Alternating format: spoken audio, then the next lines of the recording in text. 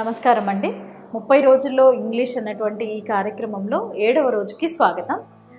ఇవాళ మనం డిస్కస్ చేసుకునేటువంటి టాపిక్ వచ్చేసి చాలా మంది భయపడేటువంటి టాపిక్. బేసికలీ చెప్పాలి అంటే అది వినగానే అమ్మో చాలా కన్ఫ్యూజన్గా ఉంటుంది అని భయానికి గురి చేసేటువంటి టాపిక్. కాకపోతే మనం దాన్ని చాలా సింపుల్ వేలో ఇంత సులభమా అనే విధంగా మనం చెప్పుకుందాం. ఓకే, అది టాపిక్ వచ్చేసి టెన్సెస్ అండి. ఓకే, టెన్సెస్ చెప్తున్నాను నేను ఇవాళ మీకు.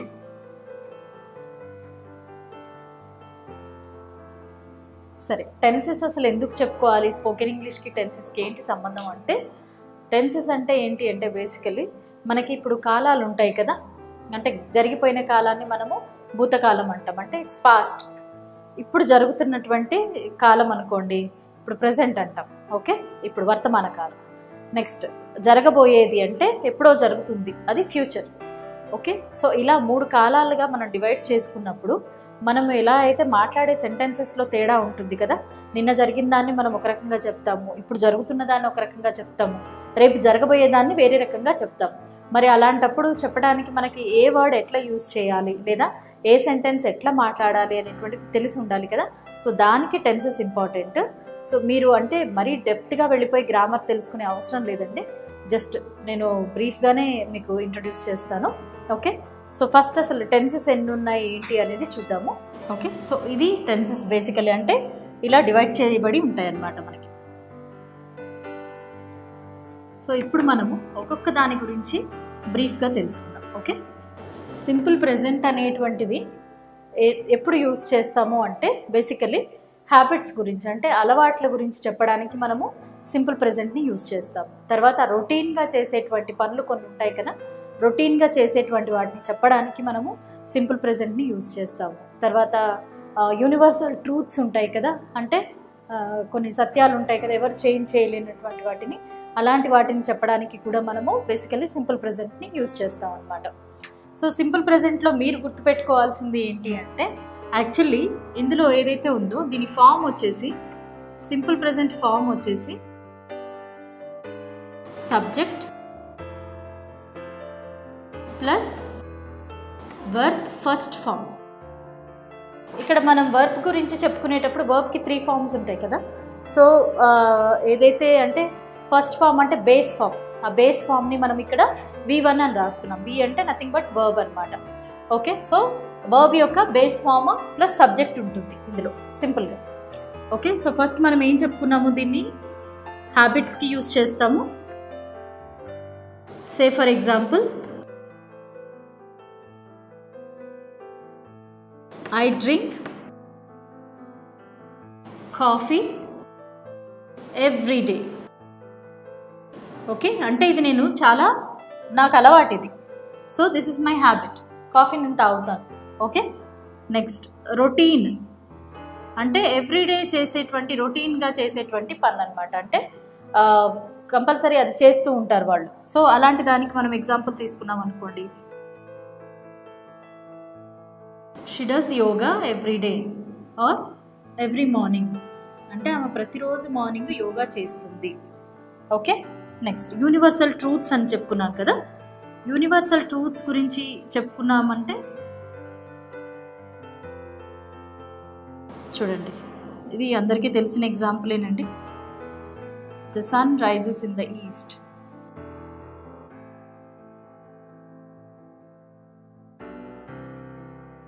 Okay, so habits, routines and universal truths గురించి చెప్పుకున్నాం. ఓకే, ఇది ఒకటి గుర్తుపెట్టుకోవాల్సింది. ఇంకొకటి ఏంటి అంటే ఇక్కడ వర్బ్ది ఒక ఇంపార్టెంట్ పాయింట్ ఉంది మీరు గుర్తుపెట్టుకోవాల్సింది. అదేంటి అంటే వర్బ్ యొక్క అంటే as it is base form కొన్నిట్లో యూజ్ చేస్తాము, దానికి ఎస్ యాడ్ చేసి కొన్నిట్లో యూజ్ చేస్తాం. అంటే ఎప్పుడు యూజ్ చేస్తాము అనేటువంటిది చూద్దాం మనము.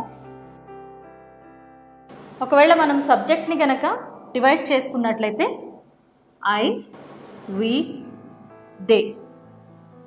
ఓకే, సో ఇవి వచ్చినప్పుడు దీనికి యాజ్ ఇట్ ఈస్గా వర్బ్ ఫామ్ వచ్చేస్తుంది, వర్బ్ని యాజ్ ఇట్ ఈస్గా రాస్తాం. ఇంకొకటి ఎప్పుడు మనము ఎస్ యాడ్ చేస్తాము అంటే హీ, షీ, ఇట్, ఈ 3 వచ్చినప్పుడు వర్బ్కి వర్బ్ ప్లస్ ఎస్ వస్తుంది. అంటే వర్బ్కి ఎస్ అనేటువంటిది యాడ్ అవుతుంది అనమాట. ఎగ్జాంపుల్ చూద్దాం మనము. అంటే చూడండి, ఐ, యు, వి, దే వీటికి వర్బ్ యాజ్ ఇట్ ఈస్గా రాస్తాము. హీ, షీ, ఇట్ వచ్చినప్పుడు వర్బ్ ప్లస్ ఎస్ అనేది యాడ్ అవుతుంది. ఎగ్జాంపుల్ చూడండి, సింపుల్ ఎగ్జాంపుల్ తీసుకుందాము. I drink milk every day, every morning అనుకుందాం. He drinks milk. చూడండి, ఐ, యు, వి ఇంకా దే వచ్చినప్పుడు ఓన్లీ వర్బ్ వస్తుంది. హీ, షీ, ఇట్ వచ్చినప్పుడు వర్బ్కి ఎస్ అనేది యాడ్ అవుతుంది. ఇది సింపుల్ గుర్తు పెట్టుకోవాల్సిన తేడా అనమాట. బేసికల్ ఇక్కడే మిస్టేక్ చేస్తూ ఉంటాం మనము. సో ఇది మీకు కాంపిటేటివ్ ఎగ్జామ్స్లో కూడా యూజ్ అవుతుంది అనమాట. సో ఇంత సింపుల్ అనమాట. సో ఇది బేసికలీ సింపుల్ ప్రెజెంట్ టెన్స్ గురించినటువంటి వివరణ. ఇలా మనం చాలా ఎగ్జాంపుల్స్ రాసుకోవచ్చు. Many examples you can write. Okay, simple tense తోటి. నెక్స్ట్ ఉన్నటువంటి టెన్స్ చూడండి, present continuous tense. Okay, present continuous tense అంటే ఏంటి? ఇప్పుడు ఆ పని జరుగుతూ ఉంది. ఓకే, సో ఆ పని ఇంకా జరుగుతూ ఉండడాన్ని మనము ప్రెజెంట్ కంటిన్యూస్ అంటాం. అంటే ఇప్పుడు స్టార్ట్ అయ్యి జరుగుతూ ఉన్నటువంటి పని సింపుల్గా. ఓకే, సో ఇందులో ఏముంటుంది అంటే దీని యొక్క ఫామ్ చూడండి, సబ్జెక్ట్ ప్లస్ వర్బ్ ఐఎన్జి. దీనికి ఐఎన్జి ఫామ్ ఉంటుంది. ఓకే, నెక్స్ట్ ఇక్కడ మనం ఒకవేళ ఎగ్జాంపుల్ చూసినట్లయితే, the baby is crying because it's hungry. అంటే చైల్డ్ అంటే బేబీ ఏడుస్తుంది ఎందుకంటే దానికి ఆకలి వేస్తుంది అని. ఇక్కడ మీరు చూసినట్లయితే ద బేబీ అనేటువంటిది సబ్జెక్ట్ అనమాట. ఇక్కడ ఈజ్ క్రయింగ్, క్రై అనేటువంటిది వర్బ్ అనుకుంటే దానికి ఐఎన్జి యాడ్ చేసాం. ఓకే, సో మరి ఈ సబ్జెక్ట్ అనేటువంటిది మళ్ళీ ఇక్కడ కూడా ఇందులో మనకి ఈజ్ వాడాలా లేకపోతే ఆర్ వాడాలా లేకపోతే యామ్ వాడాలా అనేటువంటి డిఫరెన్షియేషన్ అనేది చాలా ఇంపార్టెంట్ అనమాట. అంటే ప్రెజెంట్ కంటిన్యూస్ కాబట్టి ఈజ్ కానీ యామ్ కానీ ఆర్ కానీ వాడాలి, ప్లస్ వర్బ్కి ఐఎన్జి యాడ్ చేయాలి. మరి ఆ క్లాసిఫికేషన్ ఒకసారి చూద్దాము. ఐ వచ్చింది అనుకోండి, డెఫినెట్గా యామ్ అనేది వస్తుంది. ఓకే, నెక్స్ట్ హీ, షీ, ఇట్కి ఈజ్. ఓకే,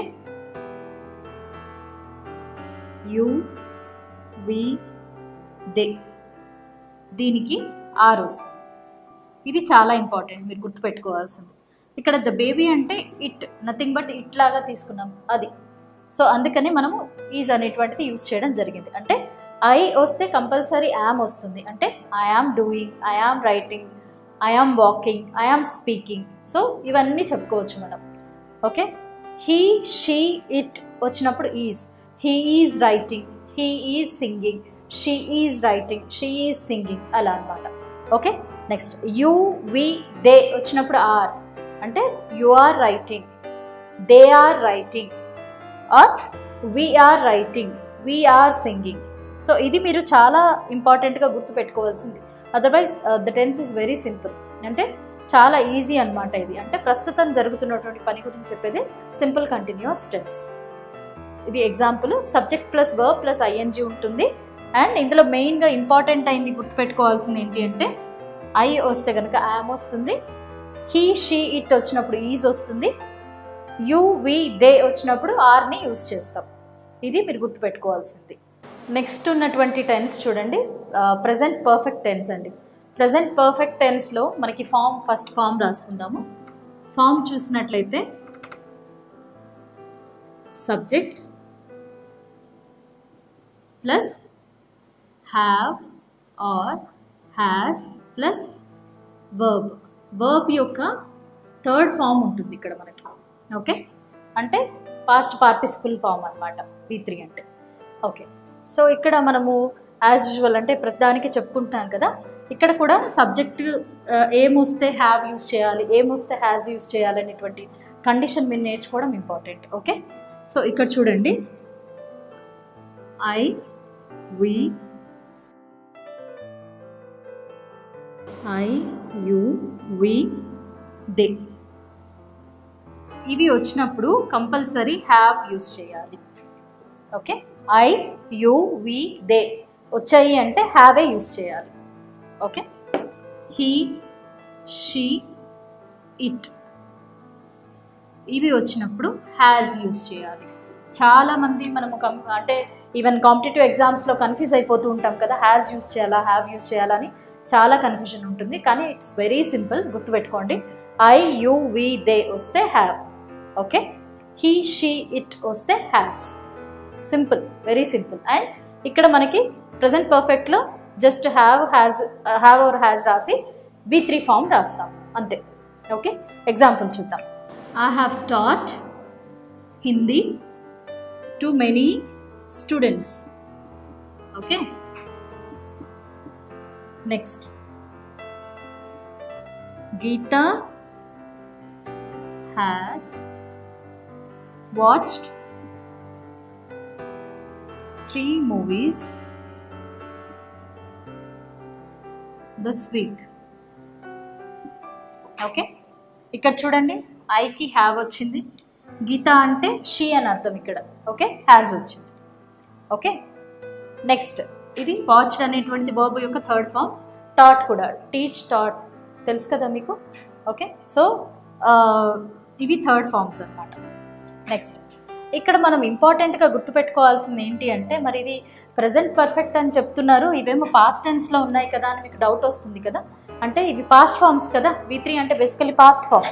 మరి ఇవి చెప్తున్నారు పాస్ట్ టెన్స్ అవ్వాలి కదా అంటే కాదు. ఎందుకు కాదు అంటే, మీరు ఈ 2 సెంటెన్సెస్ బాగా అబ్జర్వ్ చేసినట్లయితే ఇక్కడ మనము టైం లైన్ ఏం మెన్షన్ చేయలేదు. నేను ఇక్కడ ఫస్ట్ ఎగ్జాంపుల్ ఏం చెప్పాను, I have taught Hindi to many students అంటే నేను చాలా మందికి హిందీ నేర్పించాను అన్నాను. అంటే I may be a teacher, నేను ఒక టీచర్ అయి ఉండొచ్చు, నేను చాలా మందికి నేర్పిస్తున్నాను, but I not ended my career or my career is not at stop. అంటే నేను ఇంకా నా కెరీర్ అనేది ఎండ్ అవ్వలేదు, still I'm a teacher, still I'm teaching. అంటే ఇంకా నేను టీచ్ చేస్తూనే ఉన్నాను, అది అలా జరుగుతున్నారు. అంటే ఏంటి అంటే basically I'm still in that career, నేను ఇంకా ఆ కెరీర్లోనే ఉన్నాను. సో అది ప్రజెంట్కి పర్ఫెక్ట్ అనమాట, ప్రజెంట్ పర్ఫెక్ట్. సో ఇది పాస్ట్ టెన్స్ కిందికి రాదు మనకి. ఓకే, అంటే నా కెరీర్ ఇంకా ఎండ్ అవ్వలేదు, still I'm a teacher. That is the example or explanation which I can give. ఇక్కడ చూడండి, Geetha has watched 3 movies this week. This week అనేటువంటిది మనం మెన్షన్ చేసినప్పుడు ఇక్కడ ఈ వారం అనేటువంటిది ఇంకా అయిపోలేదు, ఇంకా అయిపోని వారం గురించి చెప్తున్నాం. అంటే ప్రజెంట్లో ఉన్నట్టే కదా. Still week is there, still 2 or 3 days are there, she can watch even 2-3 movies more. అంటే ఆమె ఇంకా 2-3 సినిమాలు చూసే అవకాశం కూడా ఉంది కదా. So it is present tense only. Okay, you understood the logic. అంటే లాజిక్ అర్థమైంది కదా మీకు. అంటే ఇక్కడ మనకి ప్రజెంట్లో జరుగుతున్నట్టే అనమాట. నేను చాలా మందికి హిందీ నేర్పించాను అంటే స్టిల్ ఐఎమ్ టీచింగ్, నేను ఇంకా టీచ్ చేస్తూనే ఉన్నాను, నేను ఇంకా టీచర్ని అని. ఇక్కడ వీక్ అనేది ఇంకా అయిపోలేదు, still week is there. So ఇంకా ఆమె ఇంకా మూవీస్ చూసే ఛాన్స్ కూడా ఉంది అని. సో సింపుల్ అండి, present perfect is like this. Okay, ఈ హ్యావ్ హ్యాజ్ ఎక్కడ యూస్ చేయాలనేటువంటి లాజిక్ గుర్తుపెట్టుకోండి, ఇట్స్ వెరీ సింపుల్. నెక్స్ట్ ఉన్న టెన్స్ చూడండి, ప్రజెంట్ పర్ఫెక్ట్ కంటిన్యూస్ టెన్స్. ఇది కూడా చాలా సింపుల్ అండి. ఫస్ట్ దీని ఫామ్ రాద్దాము. Subject plus have or has, దీనికి బీన్ అనేటువంటిది యాడ్ అవుతుంది, ప్లస్ వర్బ్ ఐఎన్జీ. ఓకే, అంటే ఇక్కడ కొత్తగా మనకు వచ్చింది ఏంటి, ప్రజెంట్ పర్ఫెక్ట్కి ప్రజెంట్ పర్ఫెక్ట్ కంటిన్యూస్కి తేడా ఏంటంటే ఇక్కడ బీన్ అనేటువంటి వర్డ్ ఒకటి కొత్తగా యాడ్ అయింది. ఓకే, సో సేమ్ దీనికి కూడా హ్యావ్ అండ్ హ్యాజ్ ఎప్పుడు యూస్ చేయాలనేటువంటిది ఇంతకుముందు నేను పర్ఫెక్ట్ టెన్స్లో చెప్పాను కదా, ప్రజెంట్ పర్ఫెక్ట్లో సేమ్ అప్లికబుల్ అనమాట. ఓకే, సో మరి ఈ ప్రజెంట్ పర్ఫెక్ట్ కంటిన్యూస్ టెన్స్ అనేటువంటిది బేసికలీ ఎందుకు అంటే, ఒక పని స్టార్ట్ అయింది, ఓకే, సమ్వేర్ అరౌండ్ లైక్ ఎప్పుడో స్టార్ట్ అయింది, బట్ అది ఇంకా కంటిన్యూ అవుతుంది, ఎండ్ అవ్వలేదు. ఎండ్ అవ్వనప్పుడు మనము ఈ ప్రజెంట్ పర్ఫెక్ట్ కంటిన్యూస్ టెన్స్ని యూస్ చేస్తాం అన్నమాట.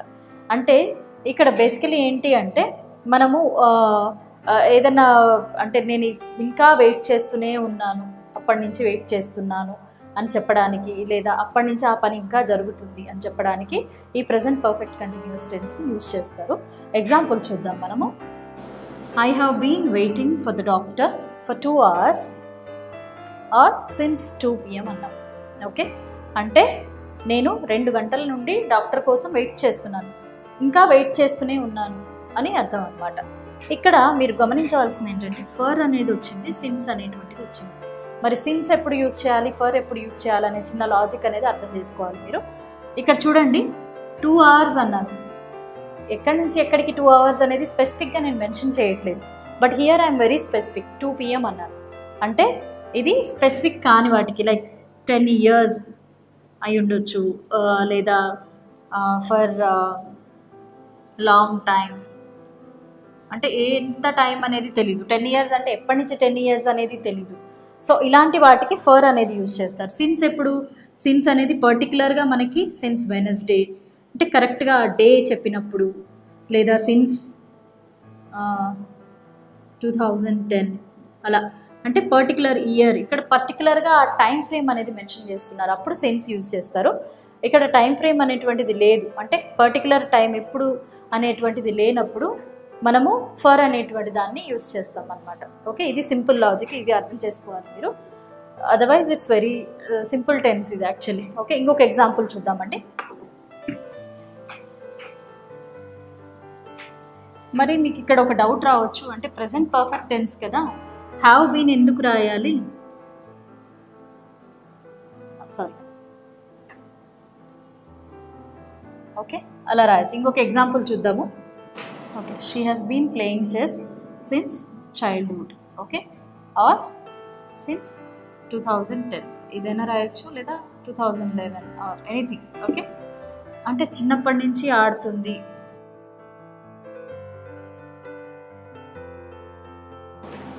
ఇక్కడ she has been playing chess since 2012 అనేది రాసాం కదా. మరి ఇక్కడ యాజ్ అని ఎందుకు రాయాలి, షీ ఈజ్ రాయొచ్చు కదా అన్న డౌట్ మీకు రావచ్చు. అప్పుడు మనకి ఒకవేళ ఈజ్ అనేటువంటి దాన్ని చెప్పాలి అనుకోండి, అప్పుడు సింపుల్ అంటే ప్రజెంట్ కంటిన్యూస్ ఫామ్లో చెప్పడమే అంతే. అప్పుడు షీ ఈజ్ ప్లేయింగ్ చెస్ అంతే. ఈ బీన్ రాదు, తర్వాత సిన్స్ 2012 అనే టైం ఫ్రేమ్ అనేది రాదనమాట. ఓకే, సో ఇది ఇప్పుడు పాస్ట్లో స్టార్ట్ అయ్యి స్టిల్ ఇంకా చేస్తుంది, అంటే పాస్ట్ అంటే ఐ మీన్ టు సే అది ఇంకా కంటిన్యూ అవుతుంది యాక్షన్, కాబట్టి మనము ఖచ్చితంగా హ్యాజ్ లేదా హ్యావ్ బీన్ అనేటువంటిదే యూజ్ చేయాలన్నమాట. ఇప్పుడు మనము కొన్ని ఎగ్జాంపుల్ సెంటెన్సెస్ చూద్దామండి.